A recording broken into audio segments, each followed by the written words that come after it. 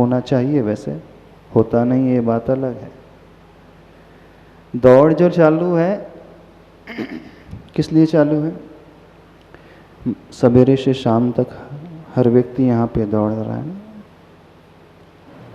दौड़ते दौड़ते दम तोड़ता है आदमी। कहाँ एक कविता है, जन्म से लेकर मरण तक दौड़ता है, दौड़ते दौड़ते दम तोड़ता है आदमी। हरिवंश राय बच्चन की बड़ी फेमस कविता है। सुबह पलना, शाम अर्थी और दोपहर खटिया, 3 लकड़ी 4 दिन में जोड़ता है आदमी। 1 लंगोटी 2 गज जमीन, 3 रोटी जिंदगी में तोड़ता है आदमी। सुबह आँख गीली होंठ नम, 3 मौसम एक साथ ओढ़ता है आदमी। है यहाँ विश्वास कितना आदमी का मौत पर, कि मौत के खातिर सब कुछ छोड़ता है आदमी। बड़ी प्रसिद्ध कविता है। जन्म से लेकर मरण तक दौड़ता है आदमी। शुरू से लेकर अंत तक एक भाग में दौड़ में लगा है, लेकिन दौड़ करके वो क्या पाता है, किस उद्देश्य को लेकर के दौड़ता है, शायद उसे पता है नहीं। ऐसे कहने में यही आता है कि सबका उद्देश्य सुख शांति है, अच्छा जीवन है, लेकिन यह मंजिल, यह उद्देश्य ही गायब है। तो एक पुरुषार्थ संसारी व्यक्ति का होता है, अर्थ पुरुषार्थ, उसका उद्देश्य शारीरिक सुख शांति है, मानसिक शांति, इससे ज़्यादा नहीं है। लेकिन एक पुरुषार्थ होता है मोक्ष पुरुषार्थ, उसका भी उद्देश्य सुख को पाना है, लेकिन वह उद्देश्य शाश्वत सुख का है। एक मेहनत आप लोगों की होती है जिंदगी भर की, 60 वर्ष तक खूब मेहनत करते हैं, और जब मेहनत करने के पश्चात जो अर्जन करते हों उसका भोग का समय आता है, तब तक शक्तिहीन हो जाता है व्यक्ति। उसके भीतर इतनी शक्ति ही नहीं बचती है, अथवा शक्ति होती है भी है तो आयु उसकी पूर्ण हो जाती है। यानी पूरी आयु पर्यंत वो मेहनत करता है, लेकिन उसके फल का उपभोग नहीं कर पाता। एक आप लोगों की मेहनत है और एक साधुओं की भी मेहनत होती है, उनका भी पुरुषार्थ है। मेहनत में दोनों की कोई कमी नहीं रहती, पुरुषार्थ में कोई कमी भी नहीं रहती। जी जान लगा करके आप लोग भी पुरुषार्थ करते हैं, और जी जान लगा करके साधक लोग भी पुरुषार्थ करते हैं, लेकिन लक्ष्य दोनों के भिन्न भिन्न हैं। आप लोग जिस लक्ष्य को लेकर के चलते हैं वो क्षणिक है, ये मूर्खता वाला लक्ष्य माना जाता है। नहीं, ये मूर्खता वाला, जितना पुरुषार्थ किया जा रहा है उसकी तुलना में जो पाया जाता है, जितने समय के लिए पाया जाता है, मिलता है, उसकी कोई कीमत ही नहीं। और उतना ही पुरुषार्थ यदि व्यक्ति मोक्ष मार्ग में कर ले, तपस्या के मार्ग में कर ले, तो वह यहाँ जो पाएगा वह शाश्वत होगा, अनंत काल के लिए होगा। तो कौन सा पुरुषार्थ ज़्यादा अच्छा हुआ? क्योंकि श्रावक का जीवन भी विकल्पों से, टेंशन से भरा रहता है, कठिनाइयों से भरा होता है, शारीरिक श्रम से, मानसिक श्रम से भरा रहता है। वो कभी चैन की नींद सो नहीं पाता। तो श्रम को यदि हम देखें शारीरिक, और मोक्ष मार्ग में भी देखें, तो श्रम तो यहाँ भी होता है, वहाँ भी होता है, लेकिन यहाँ जो साधक पाता है वो अद्भुत पाता है, हमेशा के लिए पाता है। क्यों नहीं थोड़ा अच्छे दिमाग का उपयोग किया जाए? जब दौड़ना ही है, पुरुषार्थ करना ही है, तो क्यों ना उससे पाने का पुरुषार्थ किया जाए ना, जो एक बार मिलने के पश्चात कभी समाप्त ही ना हो। ऐसा भी पुरुषार्थ होता है। कौन सा ज़्यादा बेटर रहेगा बताओ? आप लोगों की जिंदगी भर की मेहनत, जिंदगी भर की तपस्या रहती है, उस तपस्या के एवज में कितना मिलता है आप लोगों को? जब तक स्टूडेंट लाइफ रहती है तब तक स्टडी कर, लोड रहता है पढ़ाई का, फिर डिग्री आ जाती है, उसके बाद जॉब लग जाती है तो फैमिली का, फैमिली सेटल हो जाती है तो बच्चों का, बच्चे पैदा हो जाते हैं, ठीक नहीं होते तो उसका टेंशन। यानी राइट फ्रॉम डे वन शुरू से लेकर जितना पुरुषार्थ है वो बहुत होता है। और कथनचित इस मोक्ष मार्ग का पुरुषार्थ हम देखें तो बहुत कम होता है, नहीं होता है, कष्ट कम होता है, आप लोगों को ज़्यादा कष्ट होता है। तो यहाँ यह बात बताई जा रही है, यदि वह माता ना हो, प्रमाता ना हो, ज्ञाता ना हो, तो वो सारे सुख शांति को पाने के पुरुषार्थ व्यर्थ ठहरेंगे। वो ज्ञेय ज्ञायक संबंध ठप हो जाएगा, उस ज्ञेय की कोई वैल्यू नहीं निकलेगी, उस भोग्य वस्तु की कोई वैल्यू नहीं रहेगी यदि उसका भोक्ता ही ना हो। तो वस्तु की कीमत तब है जब उसका उपयोग करने वाला व्यक्ति हो, और वो ही ना हो, क्या कीमत है? सोना पड़ा रह जाएगा, चांदी पड़ी रह जाएगी, हीरे मोती जवाहरात धन संपदा, वो तो मिट्टी है। उनकी कीमत तभी है जब इसका उपयोग करने वाला कोई व्यक्ति होता है। तो यहाँ पर वही बात बताई जा रही है, मात्र तत्व की अनुपलब्धि में ज्ञायक संबंध ठप।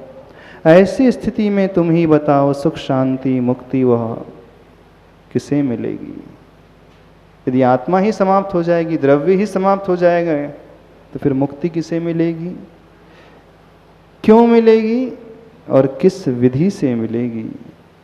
इसीलिए इस जीवन में उसी माता का मान सम्मान हो, उसी का जयगान हो सदा, उस ज्ञाता का मान सम्मान हो, उस आत्मा का मान सम्मान हो, अथवा उस माता का मान सम्मान हो जो वात्सल्य गुण से भरी रहती है। धन्य। अगले पृष्ठ की ओर 207। विषय समझ में आ रहा है, नहीं आ रहा? हाँ, सदियों से सदुपदेश देती आ रही है पुरुष समाज को यह, अनंग के संग में अंगारित होने वाली। सुनो जरा सुनो तो, स्वीकार करती हूँ कि मैं अंगना हूँ, परंतु मात्र अंग ना हूँ। और भी कुछ हूँ मैं, अंग के अंदर भी कुछ झांकने का प्रयास करो, अंग के सिवा भी कुछ मांगने का प्रयास करो। जो देना चाहती हूँ लेना चाहते हो तुम, सो चिरंतन शाश्वत है, सो निरंजन भास्वत है। भार रहित आभा का आभार मानो तुम। बहुत गहरी बात आचार्य भगवान कह रहे हैं। स्त्री का एक नाम है अंगना।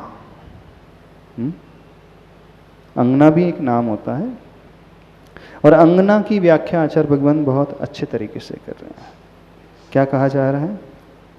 सदियों से सद उपदेश देती आ रही है पुरुष समाज को यह, अनंग के संग से अंगारित होने वालों। अनंग का अर्थ होता है काम। अनंग यानी काम के संग से उबलने वालों, पीड़ित होने वालों, इस संसार के लिए कहा जा रहा है सुनो जरा सुनो तो, स्वीकार करती हूँ कि मैं अंगना हूँ। नारी कह रही है मैं मानती हूँ कि मैं अंगना हूँ, परंतु मात्र अंग ना हूँ। यानी मात्र, अंग का अर्थ होता है शरीर। एक अर्थ, मानती हूँ कि मेरा नाम अंगना है, लेकिन मैं मात्र अंग यानी शरीर ही नहीं हूँ, और भी बहुत कुछ हूँ। और भी कुछ हूँ मैं, अंग के अंदर भी कुछ झांकने का प्रयास करो, अंग के सिवा भी कुछ मांगने का प्रयास करो। शरीर के अंदर रहने वाले जो तत्व है, शरीरी जिसे कहा जाता है, यानी आत्मा। अंग के भीतर रहने वाला जो तत्व है आत्म तत्व, उसकी ओर भी देखने का पुरुषार्थ करो, प्रयास करो, उसकी ओर झांकने की भी तो कोशिश किया करो कभी। लेकिन संसारी व्यक्ति की यात्रा सिर्फ शरीर तक रहती है, शरीरी तक नहीं रहती है, अंग तक रहती है, अंगी तक नहीं रहती है। शरीर को चलाने वाला शरीरी होता है, आत्म तत्व होता है। तो दुनिया सिर्फ उसे देखती है जो दिखता है, लेकिन जो योगी होते हैं उसे देखने की कोशिश करते हैं जो अदृश्य होता है। शरीर दृश्यमान है, आंखों का विषय बनता है, और शरीरी अदृश्य है। और जो दृश्यमान वस्तु में अदृश्य को खोज लेता है, बहुत गहरा अध्यात्म इसमें छिपा हुआ है। जो दृश्यमान वस्तु में अदृश्य को खोज लेता है, सही दृष्टि उसकी होती है। समझ में आ रहा हम क्या कह रहे हैं? हाँ? हमें अंग दिख रहा है, लेकिन अंग के भीतर जो छिपा हुआ है वो कौन सी आंखों से दिखेगा? वो श्रद्धा की आंखों से दिखेगा, वो भीतर की आंखों से दिखेगा। और विश्वास हो तो दिखेगा, विश्वास नहीं है तो बिल्कुल नहीं दिखेगा। हाँ, मानो तो गंगा, नहीं हो तो बहता पानी। अधिकांश लोगों को विश्वास नहीं है कि सबकी दृष्टि सिर्फ अंग तक ही रहती है। और जब हमारी दृष्टि अंग यानी पर्याय तक रहेगी, तब भीतर हमेशा विकल्प होंगे। नियम से राग और द्वेष की कल्पना पैदा होती ही रहेगी। नियम से ये व्यक्ति अच्छा और बुरा सोचता ही रहेगा। और जैसे ही हमने पर्याय को गौण करके पर्यायी को देखा, अंग को गौण करके आत्मा को देखा, शरीर को गौण करके शरीरी को देखा, उस शरीरी का, उस आत्मा का, उस पर्यायी का न कोई रंग है, न रूप है, न आकार है, न उसमें गंध है, न उसमें रस है, न उसमें वर्ण है, न ही वो स्पर्शन इंद्रिय का विषय बन सकता है, न ही वो कर्णेंद्रिय का विषय बनता है। सारा का सारा उथल पुथल जो होता है पर्याय में हो रहा है, बाहरी दृश्यमान जगत में हो रहा है। तो जब जब हमारी दृष्टि शरीर तक रहेगी, तब व्यक्ति किससे भरेगा? या तो राग के भाव से भर उठता है, अथवा घृणा के भाव से, द्वेष के भाव से भर उठता है। या तो वो कुछ चाहने लगता है, अथवा डिस्ट्रैक्ट हो जाता है, उससे दूर हटने की कोशिश करता है, यानी वो अपने में नहीं रहता है। और सारा संसार जो है सिर्फ अंग को देख करके चल रहा है, इसके अलावा वो देखता ही नहीं, सोचता भी नहीं कि कुछ इसके भीतर भी है। तो यहाँ पर वो अंगना कह रही है कि मैं मात्र अंग नहीं हूँ, क्योंकि यदि दृष्टि में अंग आएगा तो वह वासना कहलाती है। और दृष्टि में यदि अंग के भीतर जो छिपा है वह उपासना कहलाती है, वो आराधना कहलाती है। वहाँ पर वात्सल्य है, वहाँ पर भेदभाव सब समाप्त हो जाते हैं। और दृष्टि में पर्याय है तो वहीं पर भेदभाव, अच्छे बुरे की कल्पना व्यक्ति के भीतर हमेशा होते हैं। तो जो रागी होता है उसे सिर्फ अंग नजर आएगा, जो वैरागी होता है वह अंगी को देखेगा, अंग के भीतर छिपे हुए तत्व को देखने की कोशिश करे।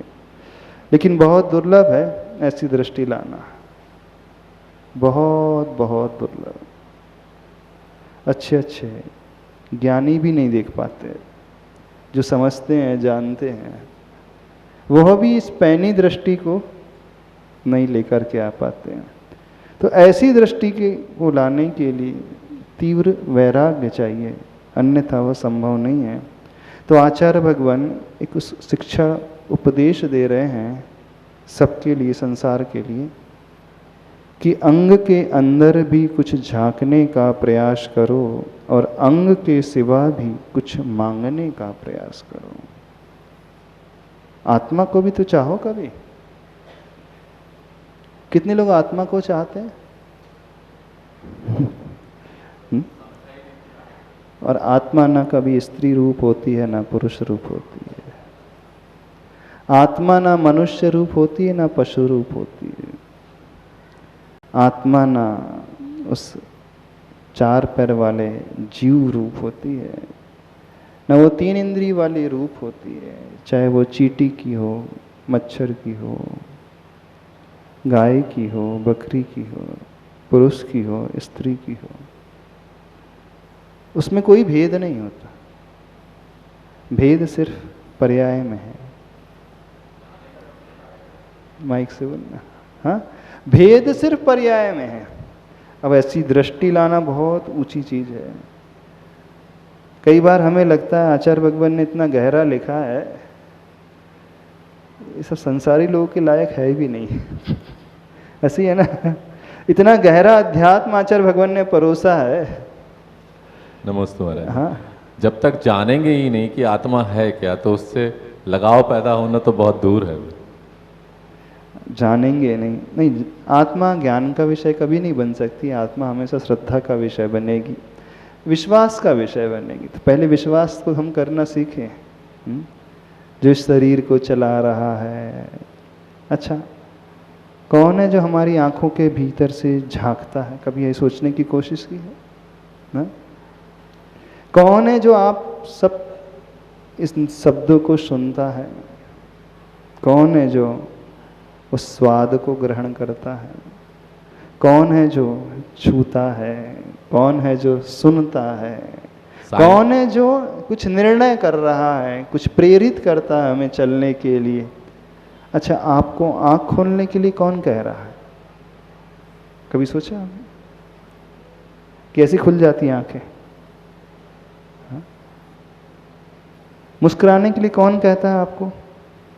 अपने आप मुस्कुराहट आ जाती है? नहीं। तो कभी यह भी सोचना, कुछ तो ऐसा है जो हमें प्रेरित करता है इन आँख को खोल करके हम देख ले संसार को। कुछ तो ऐसा अवश्य है जो प्रेरित करता है कि सुन ले उन शब्दों को, चख लें उस वस्तु को, सूंघ लें, छू लें, महसूस कर लें। कौन है? कभी सोचा आपने? नहीं सोचा। कोई तो होगा ऐसा जो इन आंखों के माध्यम से संसार को देख रहा है, निहार रहा है। क्योंकि आंखें तो दिखती नहीं, दिखती है, आंखों के माध्यम से देखा जाता है, लेकिन देखने वाला कौन है? साइंस तो कहती है महाराज जी दिमाग देखता है, दिमाग देखता है, ब्रेन नहीं। लेकिन मन कहता है कि हृदय करता है। हाँ, मन कहता है हृदय, ना हमारा दिमाग देखता है ना हमारा हृदय देखता है। ये तो सब इंस्ट्रूमेंट हैं। हाँ, चलाने वाला कुछ और है, कोई और है, और वो है आत्मा तत्व जो निर्णय करता है, जो फील करता है, अनुभव करता है, जो सोचता है, जो बोलता है, जो सुनता है, जो हंसता है, जो रोता है, जो गाता है। हाँ? बिल्कुल। कभी हम उस देखने वाले को भी देखने की कोशिश करो ना, जो हमारे भीतर से झांक करके देख रहा है। कभी उसे देखने की कोशिश की हमने? हाँ? कभी उसे सुनने की कोशिश की जो इन कानों के माध्यम से सुन रहा है? थोड़ी गहरी बात कर रहे हैं। कभी हमने उसे चखने की कोशिश की है जो बहुत स्वाद लेता है व्यंजनों का? कभी हमने उसे सूंघने की कोशिश की है जो इस नासा के माध्यम से सुगंधी दुर्गंधी को सूंघता है? कभी उसे जानने की कोशिश की है जो सारी दुनिया को जानता है? तो one should know the knower, see the seer, look at the looker, watch the watcher, feel the feeler होना चाहिए। क्या कह रहे हैं हम? समझ में आ रहा है? नहीं आ रहा कि सिर के ऊपर के जा रही है सब बातें? हाँ, समझ में आ रहा है? काश कभी ऐसी भी भावना पैदा करो, आखिर इतने जिंदगी के वर्ष निकल गए, ये प्रश्न ही नहीं उठता कि हमारी आंखों से कौन झांक रहा है। और एक समय आता है आंखें रह जाती हैं, झांकने वाला चला जाता है, देखने वाला चला जाता है, शरीर पूरा एज इट इज बना रहता है, इंद्रियां एज इट इज बाहरी द्रव्य इंद्रियां बनी हैं, लेकिन वो कोई कार्य की नहीं। अब उसमें से कुछ भी कार्य घटित नहीं होता, वो दिखता है। तो ऐसा प्रश्न नहीं उठता है आखिर क्या था इस शरीर के भीतर, इस शरीर के अंदर, जो सब कुछ चल रहा था, चला रहा था, कर रहा था।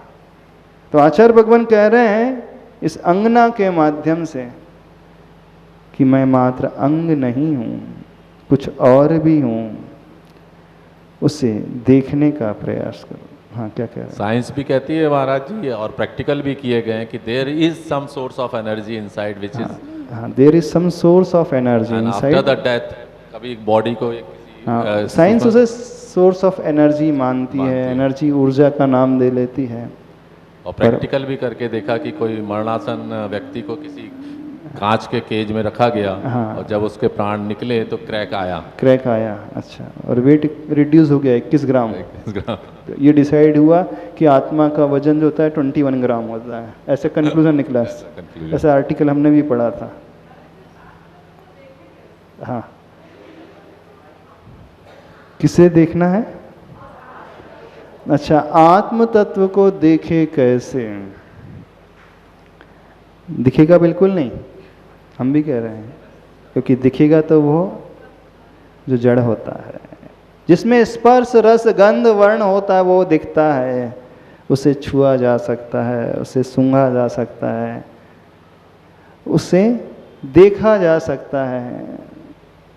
और जिसमें स्पर्श नहीं है, रस नहीं है, गंध नहीं है, वर्ण नहीं है, वो हमारे चक्षु इंद्री का, अन्य इंद्री का विषय बन ही नहीं सकता। अच्छा, जिसने प्रश्न किया, कौन प्रश्न कर रहा था अभी?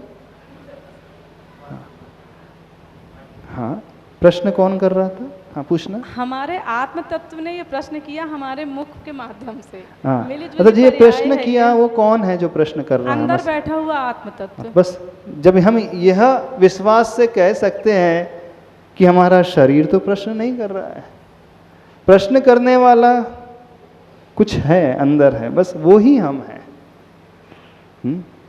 इसके अलावा हाँ और कुछ नहीं है। एक बहुत अच्छा भजन लिखा ना महाराज जी ने, मैं हूँ वो नहीं जो तुम्हें दिख रहा हूँ, मैं हूँ जो नज़र से परे ही रहा हूँ। बड़े अच्छे बोल हैं, बड़े अच्छे भाव हैं। तो आचार्य भगवान कह रहे हैं इस अंगना के माध्यम से, बड़ी गहरी बात है। यदि जिसका विश्वास इसके ऊपर हो जाए, समझना सम्यक दर्शन की भूमिका वहीं से बनना प्रारंभ हो जाती है, धर्म की भूमिका वहीं से बनना हो जाती है। एक विचित्रता की बात हम कर रहे हैं, आप लोग भगवान पर विश्वास कर लेते हो, भगवान को मान लेते हो, आप लोग शास्त्र को मान लेते हो, आप लोग गुरु को भी मान लेते हो। क्या कभी आपने यह भी विश्वास किया कि हमारी भी आत्मा है? क्या कभी यह भी फील किया कि हमारी भी आत्मा है, आत्म तत्व है? और जब तक हम अपने ऊपर विश्वास नहीं करेंगे, आत्म तत्व के ऊपर विश्वास नहीं करेंगे, तो पर के ऊपर कैसे विश्वास हो सकता है? ये तो शब्दों का विषय, तो बुद्धि का विषय बनेगा। हाँ, शास्त्रों में पढ़ लिया 2500 वर्ष पूर्व महावीर भगवान हुए थे,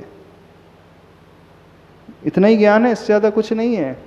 अब जिसे अपनी आत्मा पर भरोसा नहीं है, वो कैसे भरोसा कर सकता है कि 2500 वर्ष पूर्व जो महावीर हुए थे आज भी हैं वो?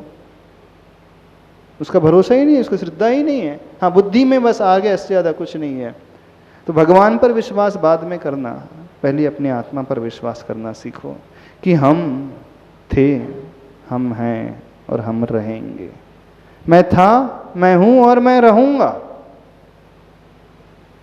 न मैं मिट सकता था, न मैं मिट सकता हूं, न मैं मिटूंगा कभी। हाँ, मैं इस जड़ रूप नहीं हूं, शरीर रूप नहीं हूं, शरीर में समाया हूं, शरीर के अंदर हूं। इन इंद्रियों के माध्यम से मैं झांक रहा हूं। इंद्रियों को खिड़की कहाँ है? झरोका। एक बहुत अच्छा गाना था, अखियों के झरोकों से। क्या मतलब हुआ इसका? देखना, इसके भाव पकड़ने की कोशिश करना। उसमें कहा, जिस राइटर ने लिखा है कि अखियों के झरोखे से मैंने तुझे देखा, ये कहा ना सांवरे, जो भी कहा है, यानी अखियां जो झरोका बन गई, खिड़की बन गई, और उस झरोके से झांकने वाला कोई और है। बात तो पकड़ो कि आंख सो हम नहीं है, शरीर सो हम नहीं है, इन इंद्रियों रूपी खिड़कियों से, इंद्रिय रूपी झरोकों से हम झांकने वाले हैं। तो क्या ये विश्वास है? कभी जितने बैठे ना, किसी को विश्वास नहीं है आत्मा आत्मा होती कुछ।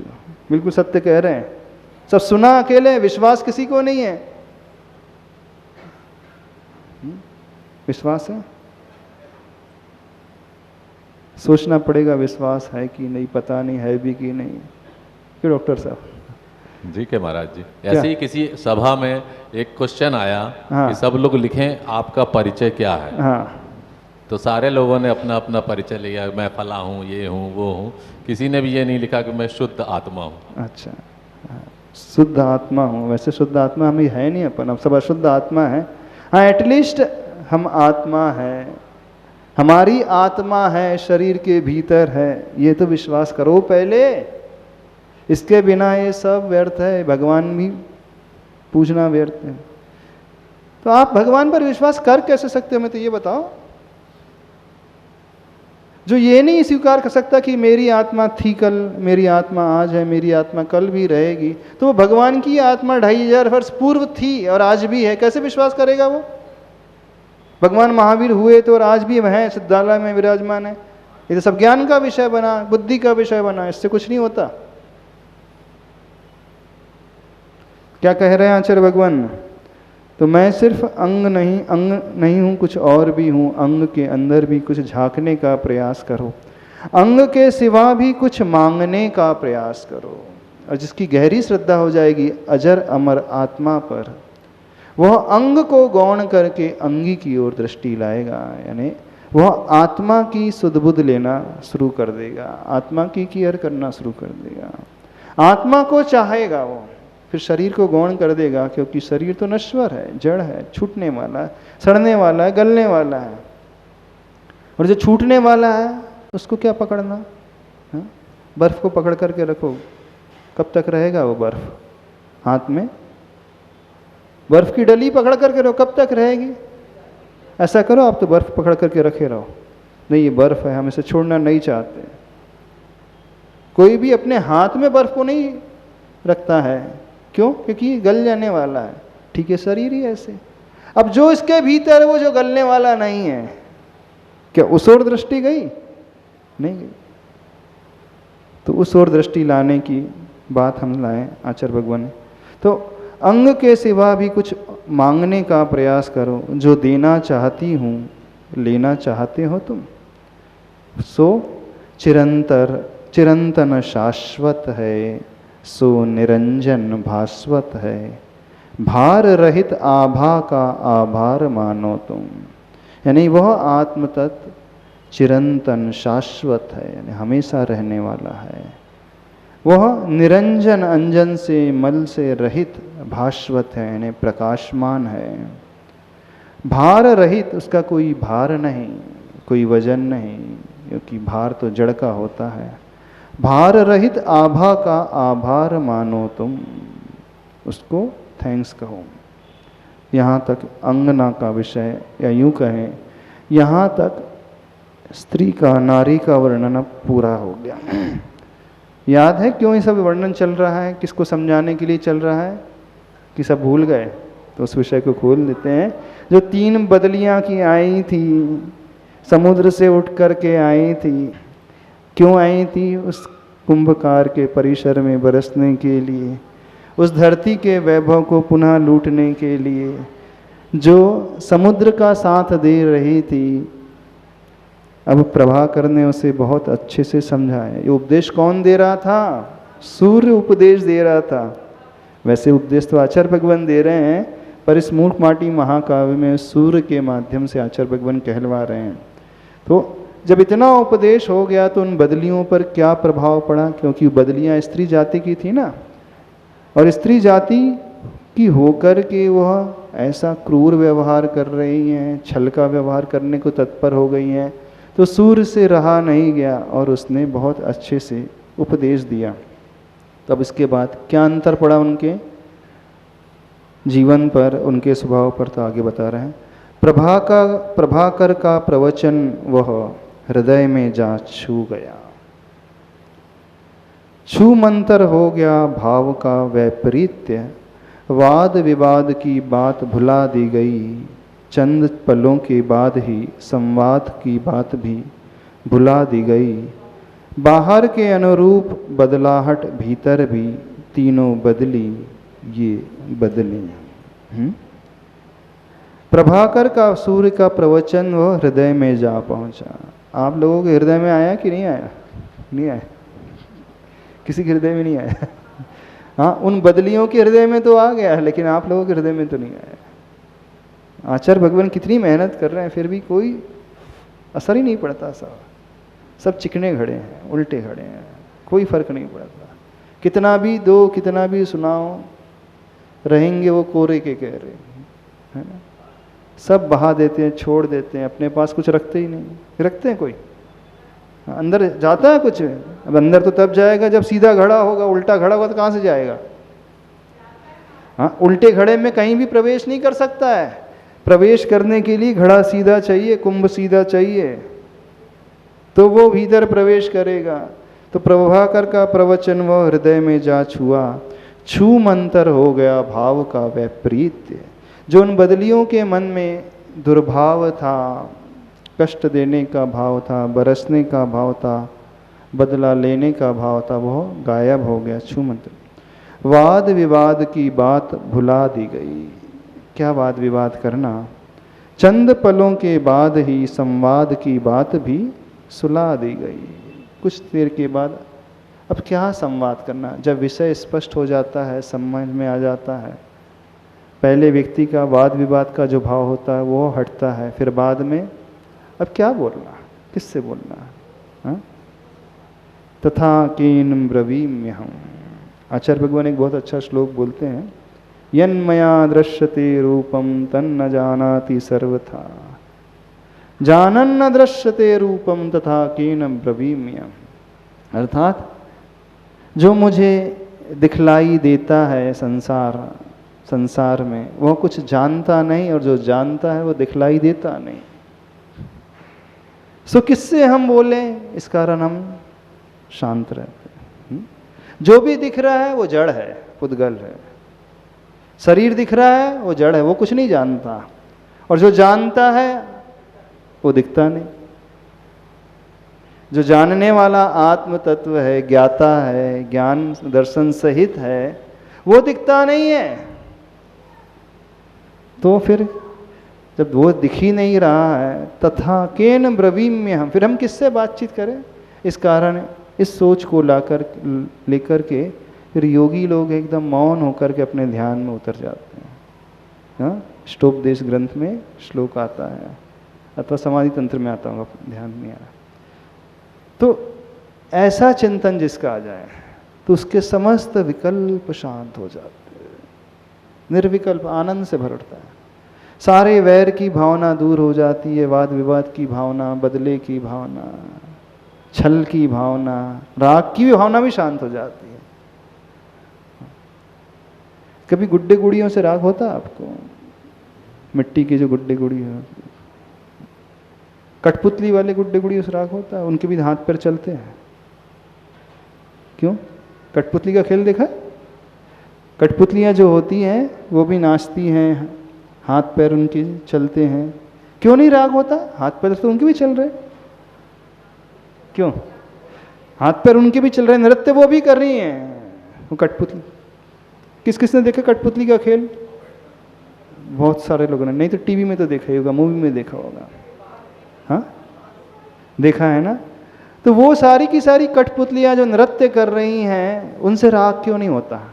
कौन हमें बताएगा? क्यों डॉक्टर साहब, क्यों नहीं राग होता? बता दो रीजन। हाँ?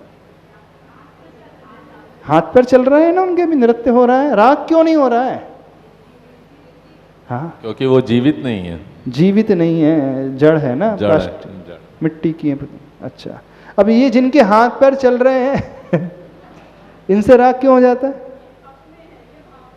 इनसे राग क्यों हो जाता है?